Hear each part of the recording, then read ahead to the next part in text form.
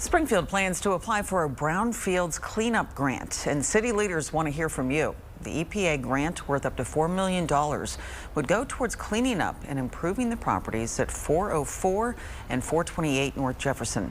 City leaders believe the sites are contaminated with dangerous chemicals following years of industrial use. They're also part of Phase 2 of Springfield's renewed Jordan Creek project. People who live and work in Springfield have until January 28th to share their ideas for the project with the city. Comments are being accepted online and in person. We always want to seek input so we can develop a competitive proposal, a competitive grant application that we can be successful with, but also to help realize the goals of our community through Forward SGF and through the downtown plan of the comprehensive plan.